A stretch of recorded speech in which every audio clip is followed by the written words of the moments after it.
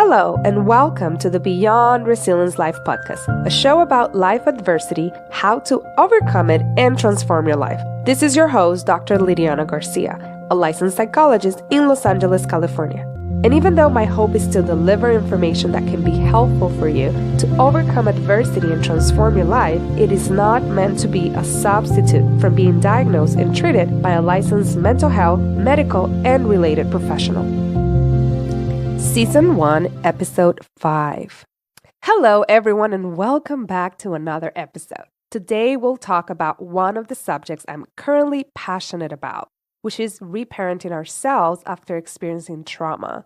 In this episode, we'll have an amazing guest, Lizeth Toscano. Lizeth has a master's in social work and is currently acquiring her hours for licensure as a psychotherapist. She and her business partner, Leslie Priscilla Ariola Hillenbrand, founded Latinx Parenting. You guys, this is one of my current favorite IG accounts. Go check it out. It's amazing, and it has always so many resources and many eye-opening posts about parenting. In today's episode, we're going to introduce the topic of how our early childhood traumas can impact our present lives, our parenting, about the nonviolent communication, and how to apply some of these principles into parenting and reparenting ourselves. So without any further ado, I just want to let you guys be prepared for this amazing podcast episode. Latinx Parenting is one of my favorite IG accounts, and I get so inspired because I do have a almost 4-year-old, and it's very challenging. So I get very inspired, especially because, like you guys have heard, a lot of my own stuff was after becoming a mom. That's when I discovered a lot of things. So Lizeth, without any further ado, let's have you in. I'm so happy and I'm so excited. Thank you for saying yes. And I know, Leslie, I wish you a happy birth. Perhaps when this episode comes out, you might already have your little one with you. So I wish you amazing birth and a happy and healthy healing. Yeah, me too. So Latinx Parenting is 2 of us. And it's my partner, Leslie, and myself. And I'm missing her right now, but also just want to share how beautiful it is that she's showing an example of self-care and getting ready for birthing her wonderful baby. Yes, super important. Yeah, so Lizeth, if you can tell us a little bit more about you, your degree, if you have, your profession, your specializations. Yeah, so I have a master's in social work and currently accruing my hours for licensure. Sort of my specializations or areas of focus have been early childhood. So I've worked with early Head Starts and doing that as an in-home counselor. Did a lot of that work, prenatal work as well. So working with a lot of mamas before giving birth or during the early stages of pregnancy. And I've also worked, being a social worker, I bounced around a lot. I did a lot of work on domestic violence shelters, intimate partner violence shelters, as well as community-based programs or organizations and schools. And I started with Latinx Parenting through, obviously, met Leslie, and we both had a similar vision around supporting parents, specifically Latinx parents, around the resources and cultural pieces that come into play when we are parenting. And so outside of being a social worker, I'm also a parent educator, a certified trauma-informed nonviolent parent educator. And that's what I'm doing here with Latinx Parenting, is being able to provide parent education with a cultural lens. Yeah, super, super important. When I was studying and obtaining my licensure hours, I did take training from, she is either the creator or founder of the Echo Parenting Center. And Ruth? Yes. Yes. It was like, oh my God, 10 years ago. But I remember during that time, we were being trained on IPT, which is that, I don't even know what it stands for, but IPT is way more kind of behavioral, kind of like let's change behavior, not necessarily take into consideration that other aspect. And it was at the end. And then Ruth came and gave us that training, and we were all like blown away. We were giving Head Start consultations based on this very behavioral model. I wish we would have known this other one. And it was just one of those trainings, because I did take many that I forever remember. And I use the Echo Parenting tools that I remember, with most of my clients, the need and all those kind of things. So it's so helpful. Yeah, that's great. I'm glad to hear that you were able to witness and see Ruth in action. I think she has a lot of ways and beautiful ways of introducing different paradigms, but also frames of work to support children. Yeah. And what continues to inspire you in your work? Because doing home base, I did that too. And yeah, it's hard. Yeah, it was hard. I think right now, growing with Latinx Parenting has been really great. I mean, we're now offering individual parent coaching sessions. And I think what inspires me is the response from not only our followers, but the parents that we work with, and seeing how passionate they are around this new paradigm or way of parenting or nonviolent parenting.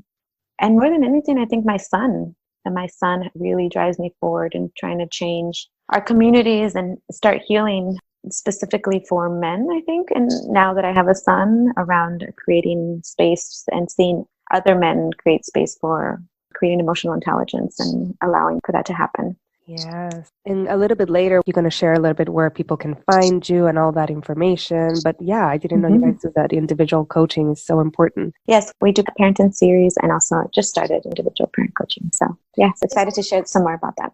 Yeah, you know what? Why don't we just share right now where people can find you, since we're talking about it? Oh, I like that. Yes, you can find us on IG or Instagram through Latinx Parenting. We also have a Facebook, Latinx Parenting, and we have a website, latinxparenting.org. And on there, you can click on either email us, or if you're in IG or Facebook, DM us and with any questions regarding any needs around parenting, or if you're interested in individual parent coaching, we can definitely support that. And probably some of the listeners might wonder, do you guys do that individual coaching also via telehealth or like online or? Yes, that's a great question. We're doing it over Zoom. So we're giving two options, Zoom, and I'm covering the Whittier sort of Downey area and home.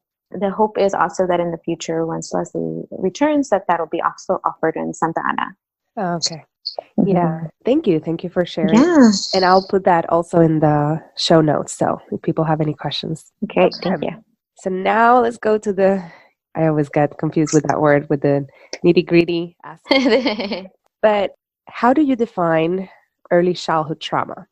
Yeah, that's a big question. I think the way I see early childhood trauma, and the way that I've begun to define it, is anything that refers to experiences that have occurred to children from ages I would say even 0 to 5, and experiences that have been emotionally painful and have been overwhelming for them to cope. And that's really where I feel the definition encompasses a lot of, experiences. So that can be, physical abuse, emotional abuse, domestic violence, natural disasters. Immigration can be a part of early childhood trauma. Psychological abuse, accidents, war, all of those that can really take a change in neural pathways and the neural pathways of the child, or the rechange the brain for a child. Yeah, and lately I've been a little more conscious when I use the word trauma, because a lot of people go like, oh, that sounds like a big thing, and people kind of big T's. But can you talk us a little bit more about some of the little subtleties that some people can experience trauma symptoms or? Yeah, so that can even be a change in a separation.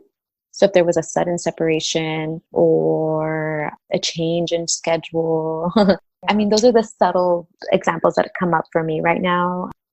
Sometimes a parent going to work and has been staying home, that can be a shift for them. But new situations, if we can think about new situations, see, we adults and children can manage a certain level of stress, right? And that's the way I define it. And so a certain level of stress is manageable in terms of like these small T's, like you mentioned, right? Like the changes, new situations, or changes of schedule. Those are for me subtleties in shifts, and they can really overcome that. Now, that when stress becomes toxic is when it's come over time, right? So when there is no emotional holding or emotional coaching or support by a caregiver is when those big T's happen. Yeah. I don't know if that makes any sense. No, it makes completely sense. And I know this episode is more about for adults or us listeners to kind of how can we reparent. So if you're listening to this and you're thinking, oh my God, I went through a lot of changes. Not only I experienced like this kind of more big T's, but there was a lot of these things. And I think the important part of this is just to know that we're going to get into some of the resources and things to do in a little bit. Yeah. Yeah. So how does it impact later on in life when people experience early childhood trauma? I know that's a big question too. Yeah. No, but an important question, because sometimes I think I hear a lot of parents say, but I turned out fine. Mm, But did we really? Is really the question. Did we really, when we are still having laws against spanking children, right. or we are still sort of not justifying the hitting that we've experienced? So I think that what happens for us later as adults really lies in the ability to attach in our future relationships. So a lot of our relationships, whether if we didn't have a close relationship or secure relationship with our caregivers, we then have a difficult time understanding emotions and developing a sense of self, I think, and attachment to whether that be platonic relationships or other relationships in our life. Yeah. And the biggest piece also is like physical health. We think about a lot of diseases. Every time I think about trauma or like these experiences that we've had, I think about our brain, about how we live in certain levels of stress and become used to those levels of stress as we move on into adulthood. So that's also another piece. Stomach aches is something really common when I work with adults in therapy. Digestive problems have also been apparent. Mm-hmm. So that's also something that I think is really important to acknowledge. Yeah. Yeah. And I know I like to kind of break some of these terms because, like, attachment from a therapist perspective, we kind of understand it. But from the general Yeah. listener, is there a way you can give a little example, not example, but kind of any other wording to explain? Because people might go, like, what is an attachment? I have a partner and we're kind of okay. Yeah. That's a good question too. I think it's just the capacity or the ability to be in connection and in relationship. When we have attachment to something in our relationships, we're able to develop healthy, supportive boundaries, and we're able to be able to hold our feelings and their feelings. So I think when I think about attachment, it's just the capacity and the ability to be able to be in connection and hold empathy in that. I don't know if that's Yeah, no, I think it's a very good way of explaining it. Yes. And many people, they complain about the partners that doesn't listen to them or does not understand them, or they cannot experience empathy. And those are the things that you were kind of describing, some examples of what would it be that there might be some attachment issues. Yes. Yeah. So I definitely will come up around relationships, partners, they're not listening to me, they're not hearing, they're dismissive or fearful. And so that definitely is to add to that. Yeah. And what is again, a big question, the It's nonviolent okay.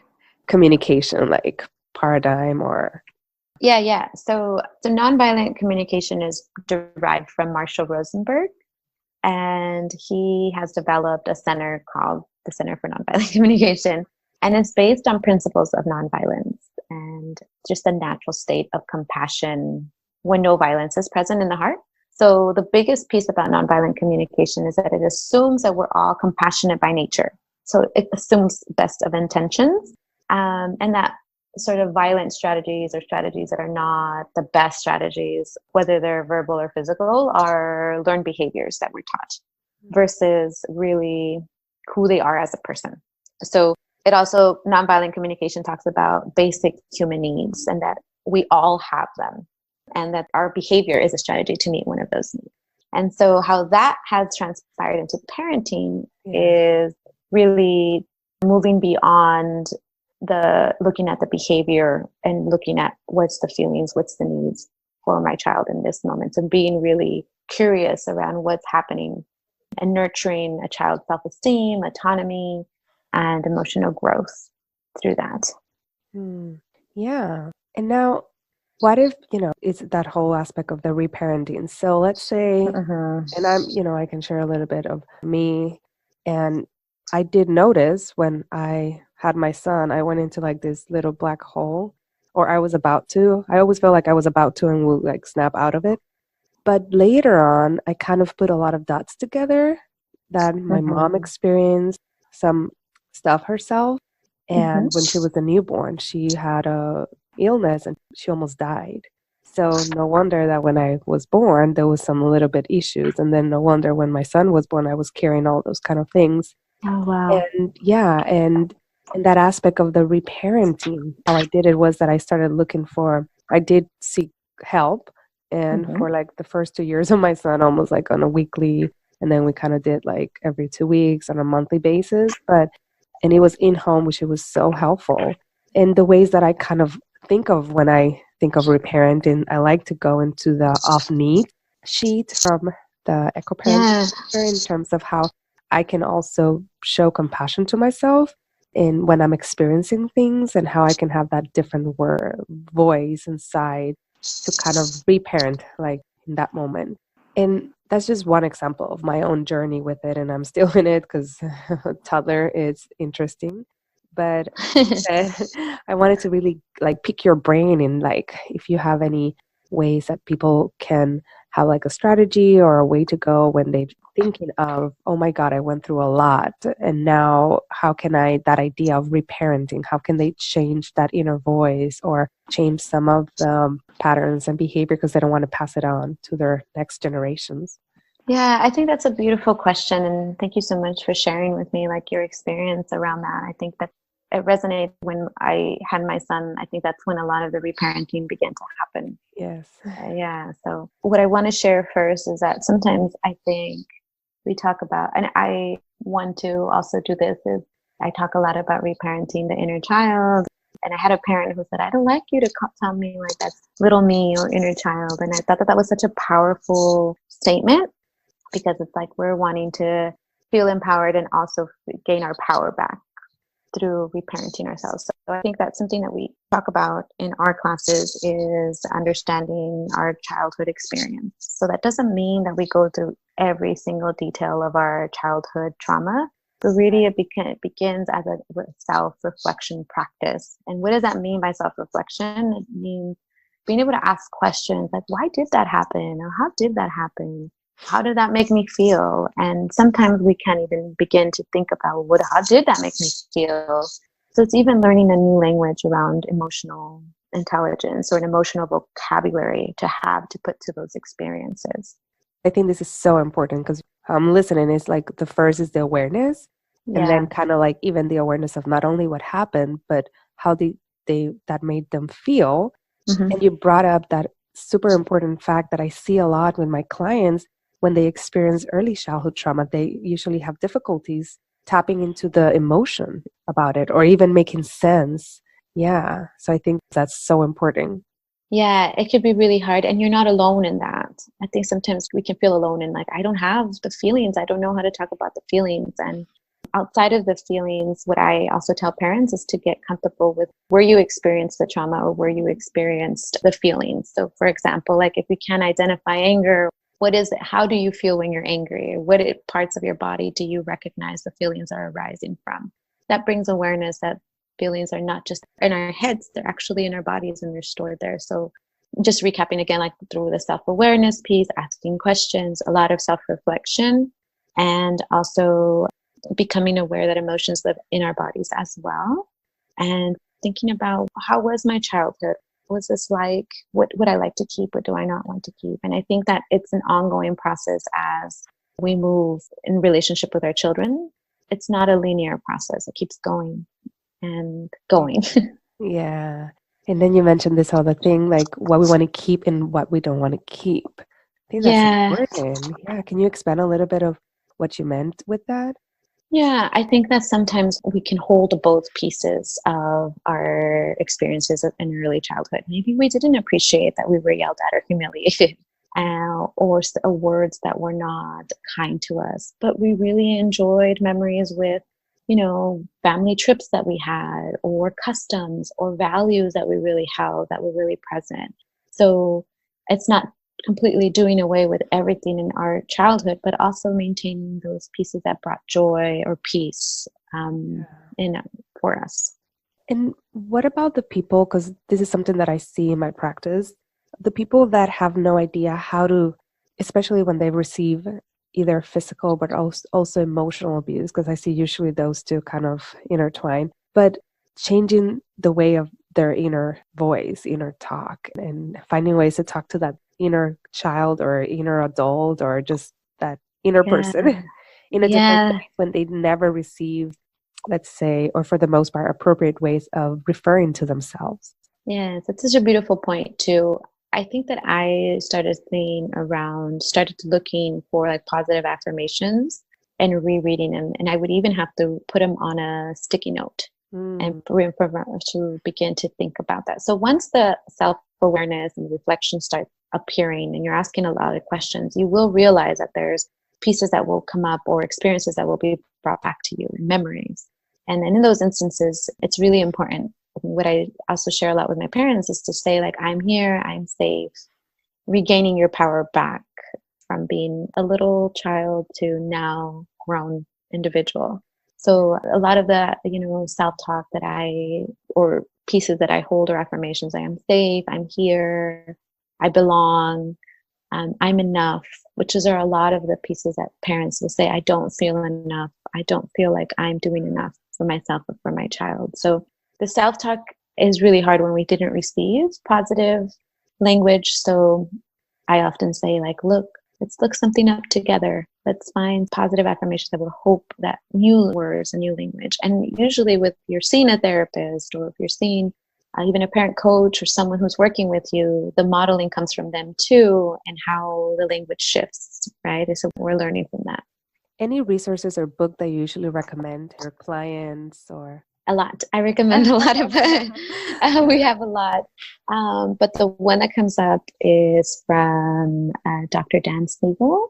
And that would be beginning to do a lot of inner work is Parenting from the Inside Out. Yeah. And that's a big book that I recommend, as well as like The Whole Brain Child, which is more of a practical book that talks about brain development and understanding our brain and how it copes. And I think that book really for me was a shift, because it made me aware of where I was in my brain and how dysregulated and what trauma does to us. Yeah, I think The Awaken, Dr. Shivali is also really great. Can't really think of her book right now. Do you know what her book? I don't know that one. I know Dan's, but yeah. Let me see. Yeah. Dr. Shivali. Now I feel like I'm intrigued. Like I need to know. Oh, The Awakened Family. Okay. And The Conscious Parent. Okay. Transforming Ourselves, Empowering Our Families. That's a good one by her. She's really great. Yeah. And one of the things that I think is important is, like you mentioned, a lot of the reparenting tends to happen, or people start getting awakened when they have their own children. And at the same time, it tends to be hard because they're getting triggered, or most likely triggered by their own children. So is there any way that you kind of help your clients with that when they're getting triggered, but at the same time trying to do this work of reparenting themselves?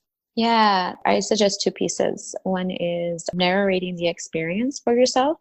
So something that I say when I'm becoming, and triggering can mean, it could be anything. It could be a sound, It could be a noise, it could be sound, smell, sight, anything that can trigger our five senses. And what I share is a lot of grounding techniques. So before that happens, or before the triggering event happens, I pack my parents' self-regulation tools. So what can we have in the space? Blowing bubbles. Water is a big one for parents. So I advise them, put your hands underneath cold water. It's the easiest if we're staying at home with our children. Immediately go to a tap and open the water. And there's something about water that helps us regulate. But I think that the practice comes in knowing what is going to bring you back to the present. Because when we're triggered, we're not in the present moment. We're back to being 5, 6, 7, 9, 10, 11, 12. And so I think that that's important to name. And as well as going back to the narration, I always tell myself, this is a phase. This is not personal. This is not about you right now. You are safe. This is just a stage. Sometimes, now with my 2.5-year-old, there's a lot of like talk and really a lot of no's. And I want to do a lot of need for autonomy. And so I have to remember they're not being disobedient. They're not being bad children. They really don't want to trigger us. Children really want to bring joy to us. And I think they're really willing and flexible to tend to us. They want to be connected to us. They don't come into this world wanting to cause a reaction for us. Yes, I completely agree. And I like that idea. Even it's so important how research talks that children regulate by that co-regulation, and you can even practice it. And I like the cold water. I usually also say like ice. That's my I see Mm-hmm. like in the neck or in the forearms. Yeah. But that's more Oh, like if that's they're good. about to go into a panic attack, that's my go-to if they call me. But yeah, I like the cold water and I also like the pushing of the wall. My son likes that. And we both do it at the same time because I'm also dysregulated usually when he gets like that. But the blowing of the bubbles, yes, and yeah, and And water. play. Yeah. Sorry, I didn't mean to interrupt No, you. no, But no. also Play-Doh. Oh, yes. I carry Play-Doh sometimes in my pocket when I'm having a hard time, just because it's so accessible. And it's also Yeah. like at this age for him, for my son, as he's 2.5, it can feel like also a game. So I can give half to him and half for me. And I'm like, mom is just self-regulating. Yes. I didn't think of packing Play-Doh. That's a good one too. Yeah, so Yeah. like sensory things is like what you're kind of describing, like water, Yes. Play-Doh. Yeah. Something that I wanted to add is that we talk about self-regulation backpacks. So putting in there anything, I advise one to put in your car and one to keep with you at home that has tools that support you and your child. And it's be a great, sort of like a great activity for you to also learn from your child what helps calm or bring them or soothe them. So that Yeah. you're doing, so like you mentioned earlier, the co-regulation. Yeah. So something that I always say, pack a snack, gum, water, squishy toys from like the dollar store, Yeah. things in there that you can have accessible so that when you are having a hard moment, those tools are readily available to you. This is a practice. It's hard to get to, Yes. and Yeah. it's also really normal to be triggered. It's Yes. really normal. You're not a bad parent for being triggered or having these experiences. It's part of the parenting journey, and you're not alone in that. And that is so important because a lot of the parents that I work, or even myself when I experience, and then I'm the psychologist, I'm like, oh my God, I feel like the worst. But it's that whole aspect of that compassion that I'm not alone. It's a journey. And I think what also has helped in my journey is sharing with other moms that were struggling at the same time. That, like yesterday, we were at a birthday party, and my son, I usually steer away from sugar because he's very active. So he Mm-hmm. already had like a piñata, with a lot of candy. Mm-hmm. And when the cake time came, they cut it, and my husband goes, takes the frosting out. And I'm like, I have to take the frosting out. And he had a meltdown. And almost from Long Beach, and I live in more like West LA, almost all that drive, he was crying about, but you took the frosting away. You took the frosting away and you put it in the trash. So I let him, and later on, I'm like, okay, do you want to take some breath? And he took the breath. And then this morning, he was still talking about the frosting and just allowing that. He still has that own process of learning. But yes, I wish I would have had the backpack because in that moment he was in the car seat. I could have given him a little Play-Doh and a Play-Doh for mom and dad because we were like, oh my God, we're Oh, into this. But yes, I love that Mm. idea. Yeah. Thank you for sharing that. You were probably like, darn, I should have just left the frosting. I know, I did think about that. I'm like, oh my God, if I would have known. No, Yeah, that no, was the, but that's the that boundary was, aspect. hmm, That was the yes, boundary absolutely. aspect. And that's another thing that a lot of my parents struggle. And my journey was that I felt like I wanted to be the over giving. So until a therapist kind of like, what about the boundaries? I'm like, what do you mean with boundaries? And yes, because my mom is that kind of like the traditional Latina over giving mom that is so like no self care, kind of that mode. So with my son, it was so hard to start implementing boundaries. And now I'm much better being okay with it. But a lot of my parents, that the ones that I work with, also struggle with setting some boundaries and how to set it in a way that is not repetitive of how their parents used to set it. Probably was like with hitting or screaming. So it's another kind of interesting, hard thing to deal.